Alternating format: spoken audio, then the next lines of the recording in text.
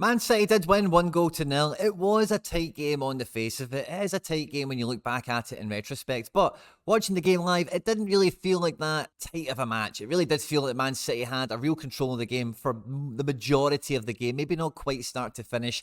And as the game went on and on, I was beginning to think Eddie Howe and Tyndall, they've got no plan B. They can't see the writing on the wall here of why the game isn't going their way and what they could potentially do to change it. In the video today, we'll be talking about where the game was won and lost, I guess, for Man City and Newcastle. And with the transfer window coming to a close in the next couple of weeks, Newcastle reportedly almost finished with their business. They've signed in Hall, the left back from Chelsea, for like 30 million or something like that. But with the expectations as high as they are at St James's Park, you can't imagine that that's them done with their transfer business, particularly after watching, how far away they are from the likes of Man City, which is not anything to be downplayed by any stretch. Man City are by far and away the best team in the world right now, so that's not in itself a problem, but it's more actually how the game went and how it could have maybe been different. At any point in the video, if you laugh, you learn, you like something or whatever, please do like and subscribe to the channel. We're pushing for 10,000 subscribers. We cannot do that without your support. The Newcastle videos always get great comments in it, and they're always good to catch me on any of my misspeaks and any of the little bloopers that we have in here, which is great crack as well.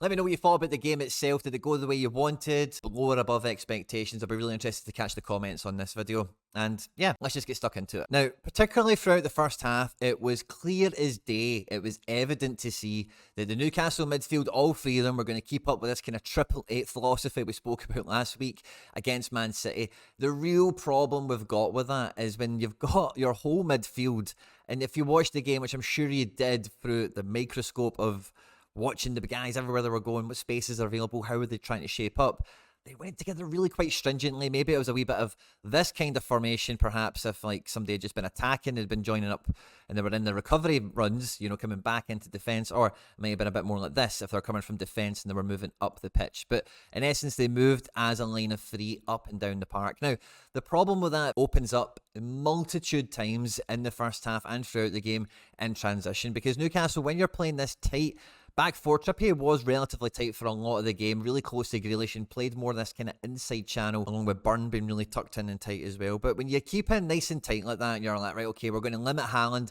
the space he can get into, and all that other kind of stuff, and Alvarez, any support he offers, they did a kind of good job of that for the most part. But see, when you've not got anyone in your defence, you've not got anyone in your team that has the ability, the freedom, and the obligation, the responsibility in the defence to be able to step out and put real pressure on the build-up play. And I'm not just talking about, because this obviously happened a few times, Botman on Haaland and, Sharon, whatever, but it's when the build-up play is a little bit further up the pitch. You need to be able to have someone who's got the confidence, has got the roles, got the ability to step up into play when the ball's bouncing around, and it's, Newcastle are trying to play between Tonali and this one and that one. Kovacic wins the ball, he turns it over, and he's going to try and play with somebody dropping into a pocket of space. You need someone that can always be stepping onto them. And if Shar does that in this little image that I've just thrown together, then that's going to create a huge pocket that you don't want Haaland getting into, or Alvarez, for example. So the back four don't step out, they don't confront anyone, which is fine, which is totally fine. There's no problem with that, right? But that's the whole point of having a defensive midfielder or a third centre-back. If we've seen it with Chelsea, Thiago Silva hangs back here.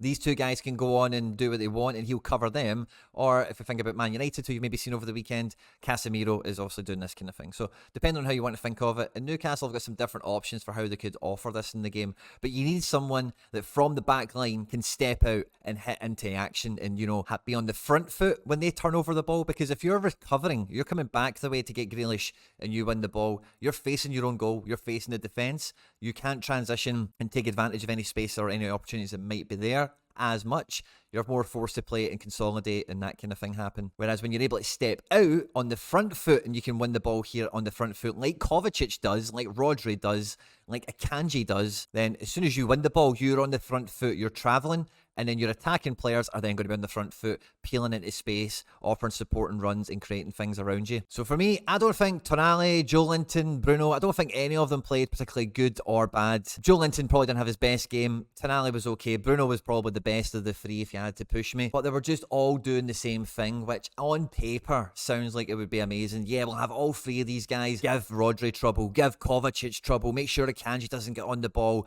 Make sure when you see Haaland on the ball, you're all getting back and getting in his face.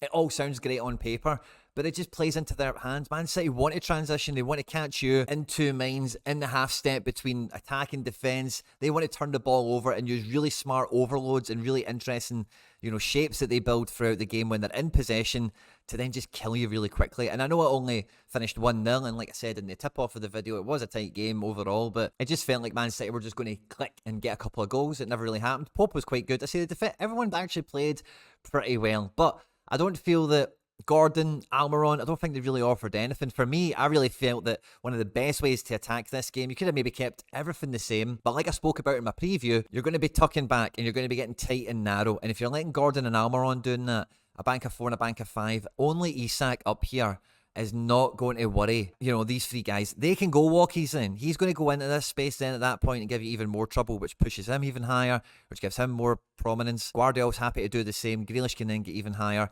And this is what they want. They're happy with that. Man City are cool with this. Walker can stay here and then attack space if he sees it. That's fine. If you really wanted to put the pressure on Man City, you could have done it with just leaving one of these guys up there. It would have taken some balls and some courage. You could have done it with all three of them potentially and really forced them into something else, because Man City aren't daft and they'll be quite clever to the fact that Pope could probably hit some space, quite quickly, and you could go and break in that sense. It just didn't ever happen that way. Almiron tucks back, Gordon tucks back, and then you're asking these guys to then, after they've broke their neck, going all over the pitch, go beyond it forward, go and support him, go and help him in the... It's just a suicide job. I felt really bad for the midfield, and I think really top and bottom, that was the real difference in the game. It was only 1-0, and for me, that for Newcastle, that's the real opportunity lost. I think it'd have been much better, maybe not starting Almiron or Gordon and starting Callum Wilson and just having them as a designated 2, because that is a whole different kettle of fish.